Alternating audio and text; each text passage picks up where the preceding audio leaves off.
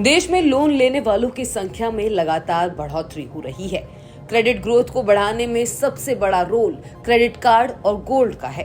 Bank loan पर reserve bank की एक रिपोर्ट के मुताबिक जुलाई में पर्सनल लोन में 14.4% का इजाफा हुआ है। इसके साथ ही यह रकम बढ़कर 55.3 लाख करोड़ रुपए तक पहुंच गई है। लोन की इस रकम में सबसे ज्यादा योगदान गोल्ड लोन और क्रेडिट कार्ड लोन का है। रिपोर्ट के मुताबिक सालाना ग्रोथ के मामले में 39% लोन गोल्ड पर लिया गया, जो सबसे ज्यादा रहा। वहीं दूसरे नंबर पर क्रेडिट कार्ड रहा, जिसके जरिए 22% लोन लिया गया।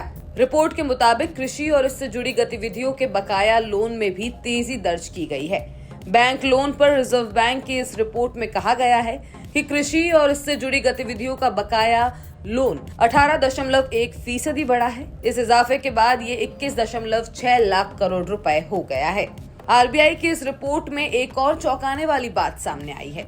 इसके मुताबिक ऐसे यूजर्स की संख्या में तेजी से इजाफा हो रहा है जिनके पास क्रेडिट कार्ड का बकाया, यानी इन्होंने कार्ड पर लोन लिया या उससे रकम खर्च तो की लेकिन बिल नहीं भरा।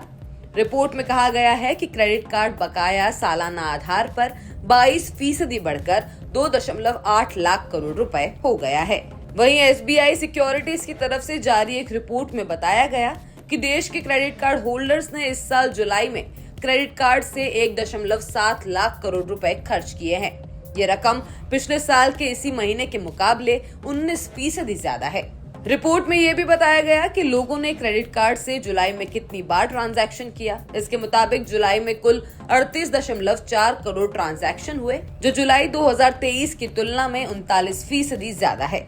उधर national payments corporation of India यानी एनपीसीआई के आंकड़ों यूनिफाइड पेमेंट्स इंटरफेस की रफ्तार में अगस्त के दौरान भी तेजी जारी रही। सालाना आधार पर यूपीआई ट्रांजैक्शंस में 41% का उछाल दर्ज किया गया और ये 14.96 अरब ट्रांजैक्शन के नए रिकॉर्ड पर पहुंच गया है।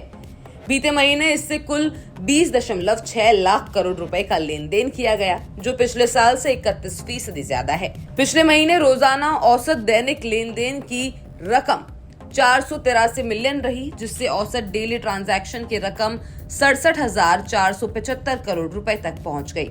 ऐसे में यूपीआई लेन देन लगातार 4 महीनों से 20 लाख करोड़ रुपए से ज्यादा है।